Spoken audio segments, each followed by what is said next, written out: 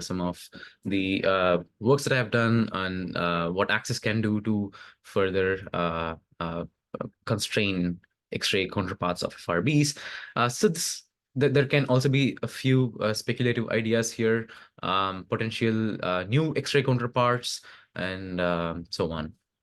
Feel free to interrupt me with any questions as we go ahead. Okay, FRBs 101.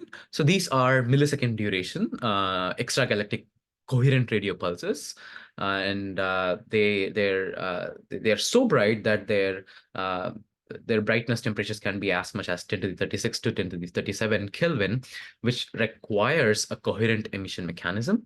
Their luminosity ranges from 10 to the 36 7 to 10 to the 46 erg per second. And they're mostly extragalactic, and this is known from their dispersion measure, from the radio dispersion measure, which is more than 100 parsec per cc. And there are a few galactic ones too from a particular magnetar, which I'll talk about in the next few slides. In these FRBs, they have some structure. So this is a typical FRB pulse. They have some substructures, and their frequency range is anywhere from 0.1 to 8 gigahertz. We have not observed FRBs above 8 gigahertz yet, and less than 0.1 gigahertz. The scattering tail can sort of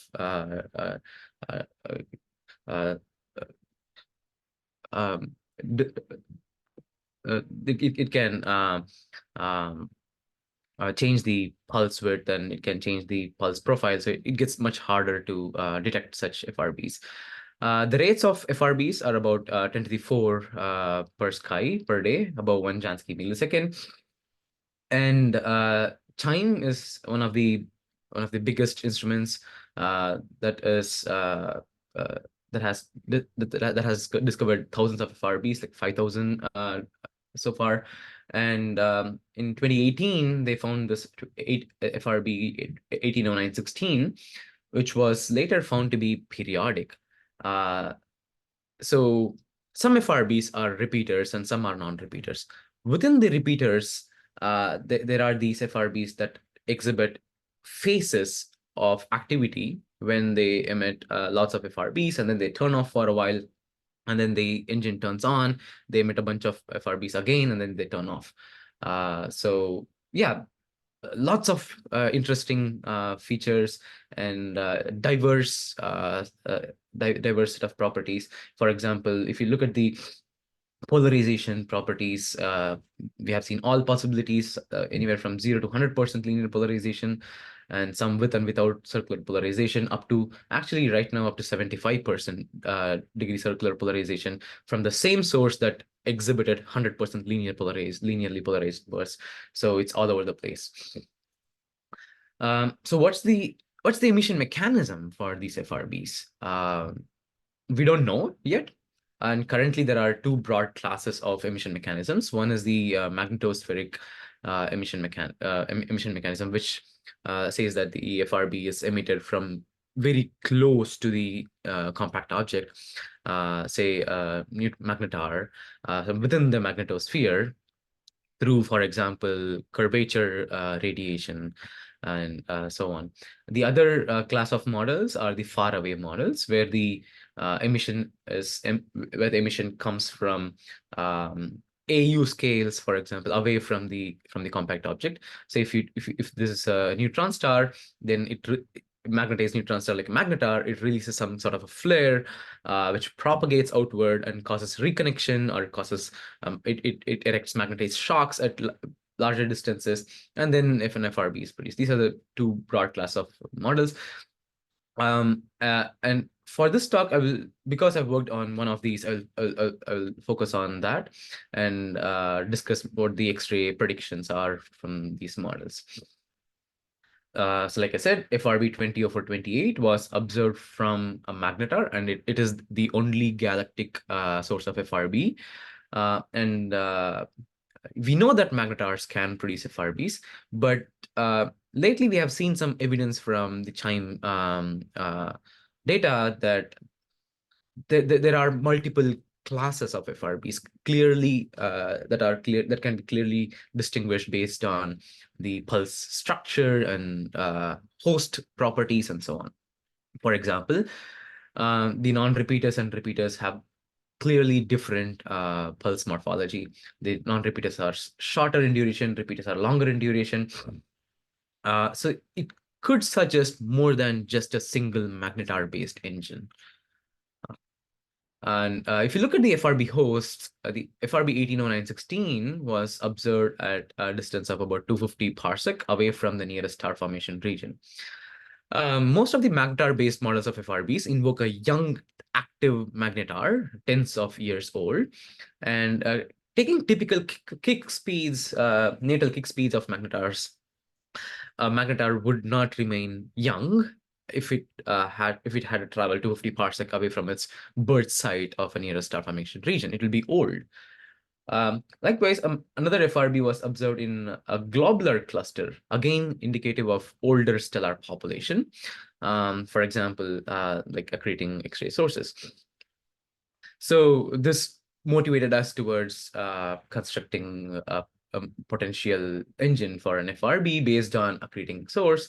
The question that we asked was, how would a micro blazar look like in radium? So what if you take a stellar mass black hole accreting at superconducting rates and point its jet along your line of sight and launch all these flares at the base of the jet relativistically, and what would we see?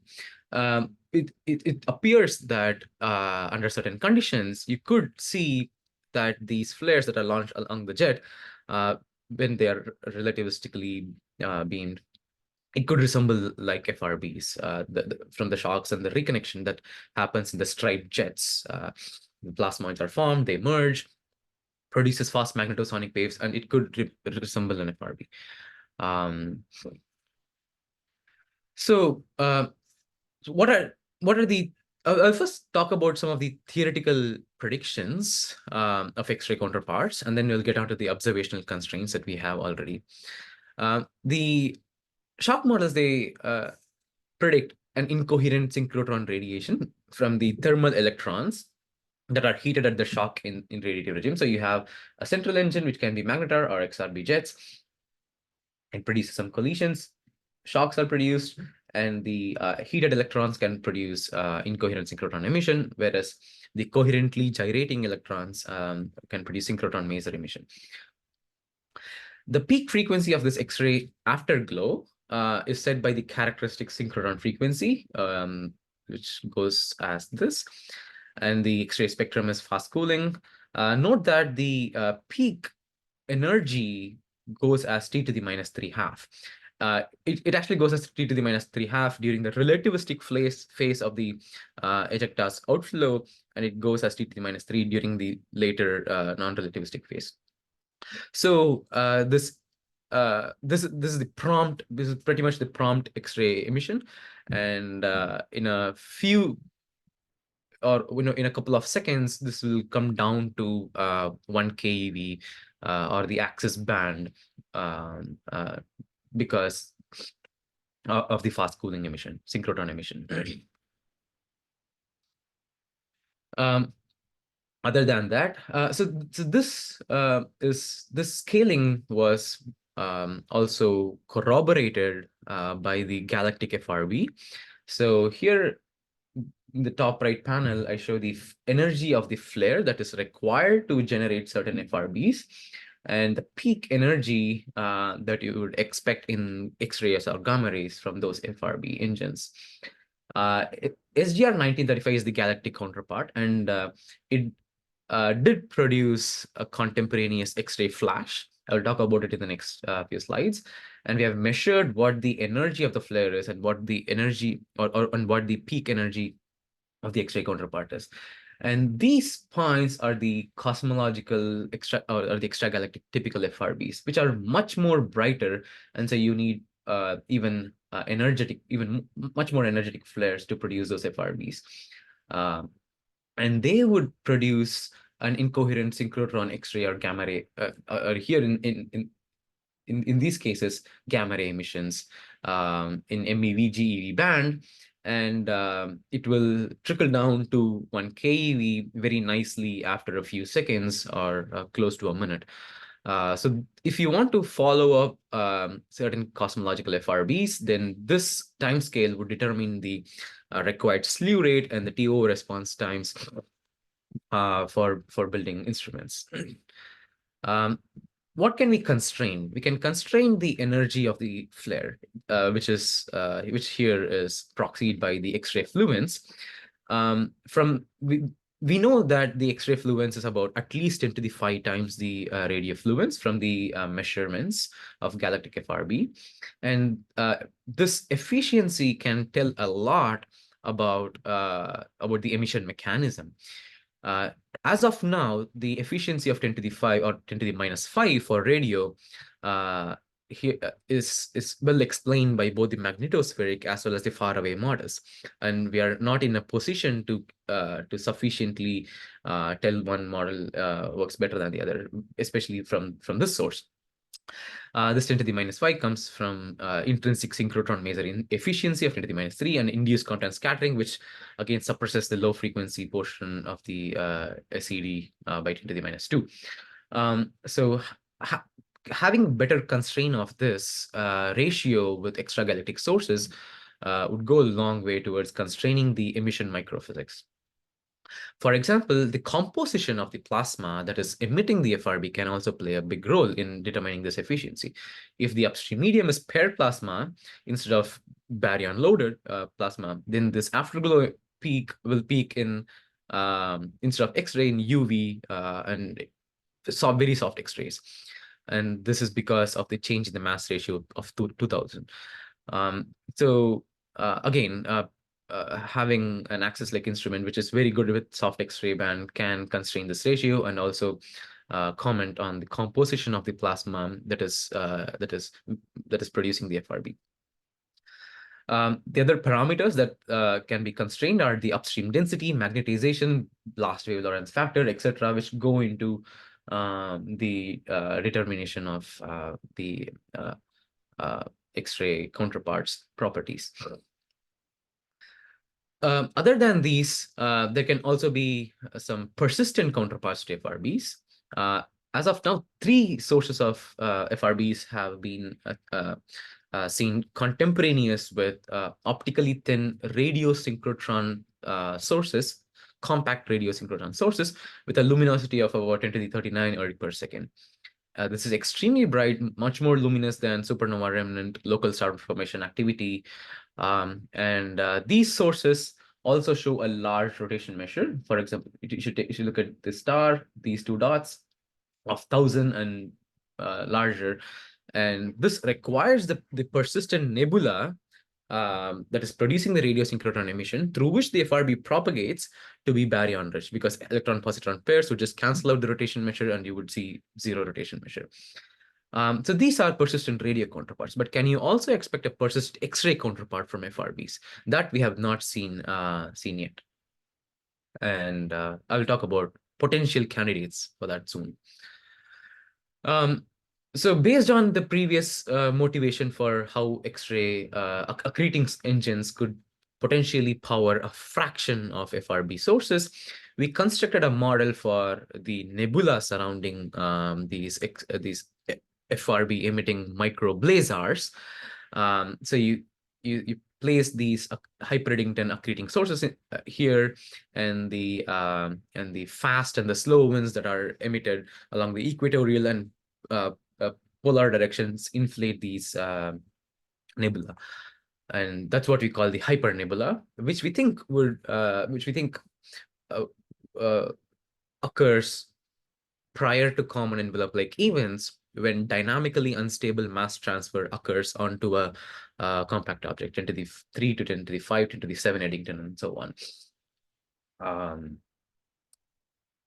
So this is So the wind that is emitted from the disk inflates various. It interacts with the upstream CSM and causes various shock fronts, and the particles are heated at these shock fronts and then injected into the nebula. It produces persistent radio synchrotron emission. That's our model. And the FRBs are emitted along the jet axis. as it passes through the nebula, it accumulates the rotation measure because of the baryon-loaded upstream medium. So what about persistent X-ray counterparts, which we have not seen yet? One can expect X-rays from the forward shock of the hypernebula. The reverse shock is a bit weaker. And specifically, the cooling contribution from the free emission dominates in the X-rays. The line emission dominates in the optical UV. And let's look into the free emission here for various accretion rates and for ages of the nebula. You can constrain what the peak energy of the free emission would be and what the X-ray luminosity, the persistent X-ray luminosity would be from these sources. For reasonable values, it looks like the X-ray emission would be at 0.1 keV, but it's going to be very weak, 10 to the 38 erg per second, sitting at cosmological distances. And it's so far undetected with Chandra. And access will play a crucial role here, given its large effective area at 0.2 keV, which is comparable to then Athena WFI.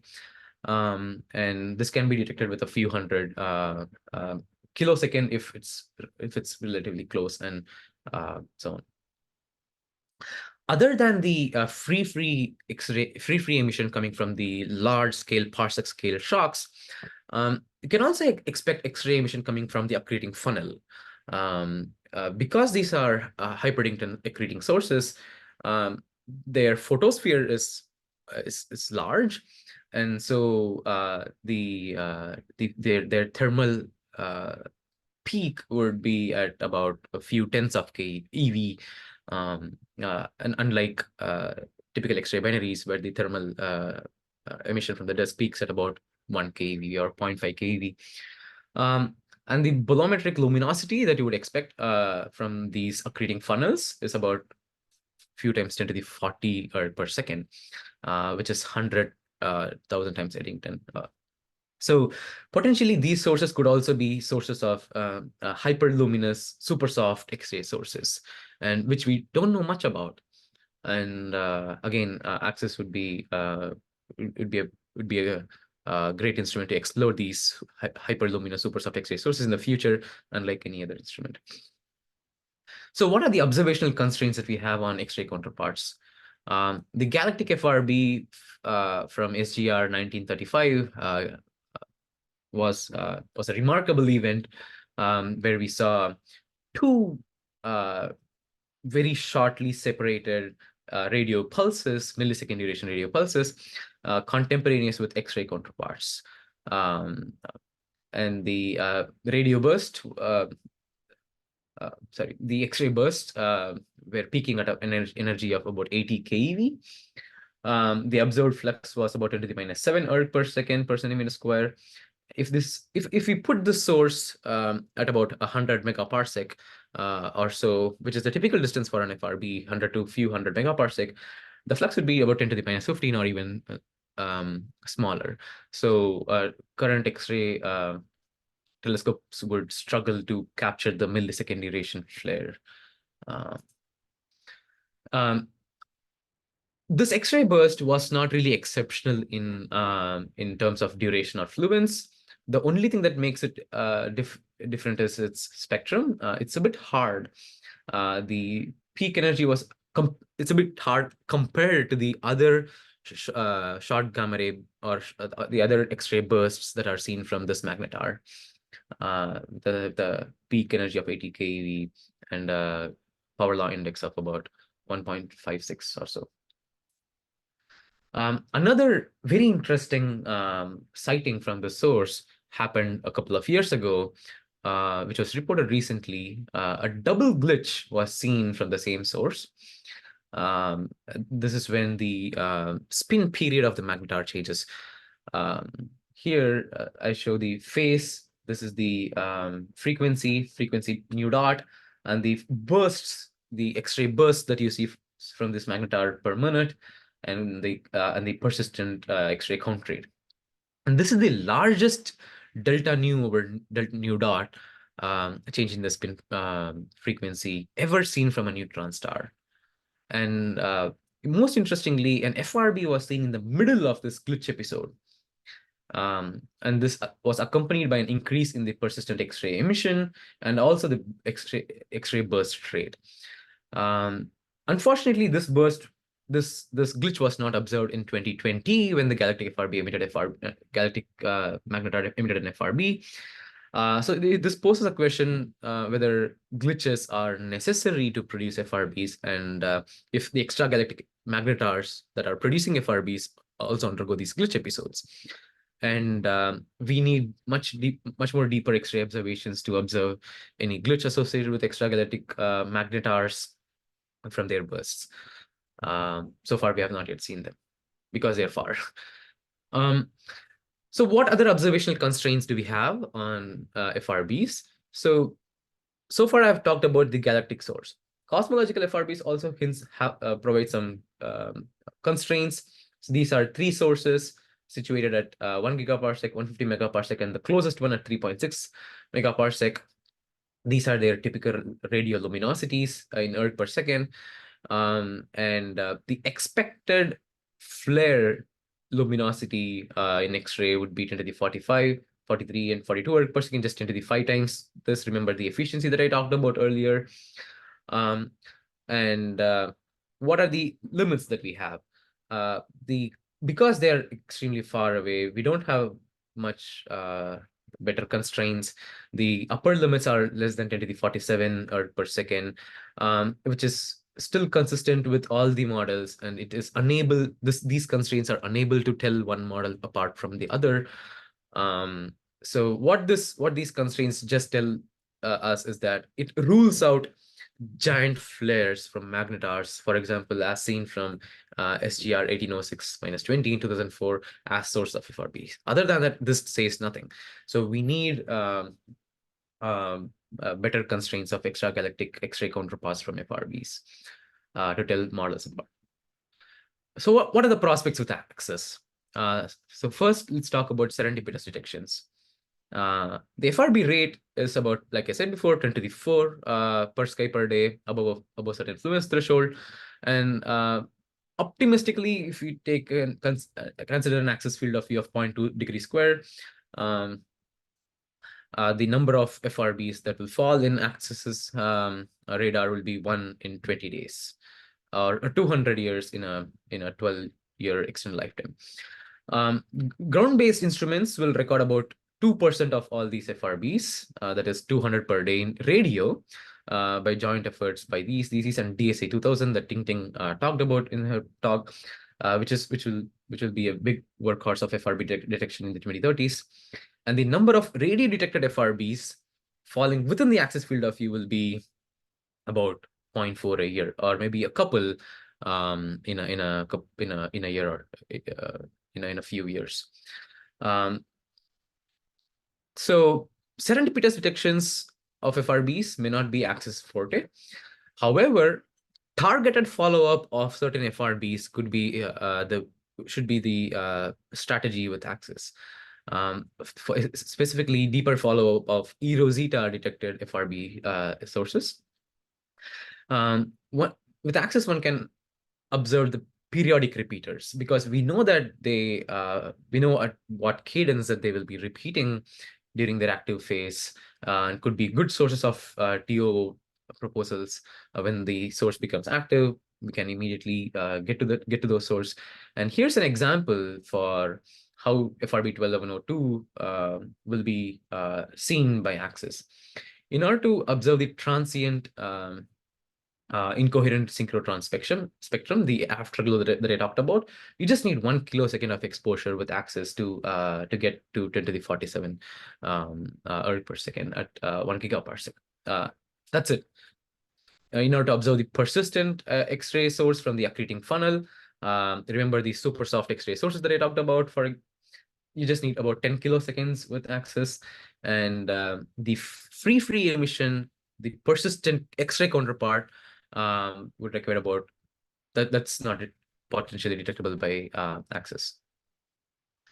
And these are very relevant here because of the asteroid 2020 decadal um, uh, uh, questions: when and how are transients powered by neutron stars or black holes? When and how are transients powered by shocks? What are the unexplored frontiers in transient phenomena? This is where Hypernebula would come in. And yeah, I think I'll leave this slide here with a little STM for FRB science with access. And what are the physical parameters that we can constrain in terms of like for composition, magnetization, efficiency, and so on, and what are the requirements that we want here. And happy to take any questions. Some of them are outdated. Sorry about that, but yeah.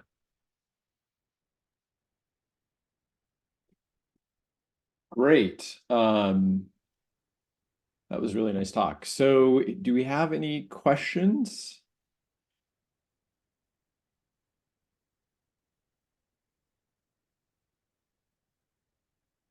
I'm gonna ask one as well. Yeah, I mean, this is really interesting because it's such a new area, but like how important is it to get the, kind of the shape of the spectrum versus the variability? I'm just thinking about the extragalactic ones. And do we know enough about that to really, I mean, is this like kind of unexplored parameter space, or I guess I'm wondering a little bit more about that. Yeah, we don't know anything about the extragalactic X-ray spectrum that you would expect from FRBs, the millisecond duration flares. All we just know is that it's going to be hard if it is produced from a flaring magnetar. But there are various evidences for why there should be multiple engines for FRBs, and it's not clear that that you should expect the same hard X-ray spectrum.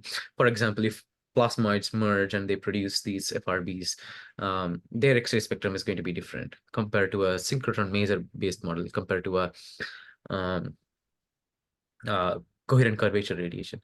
So I don't think there are any constraints from extragalactic sources yet. So we don't have an idea.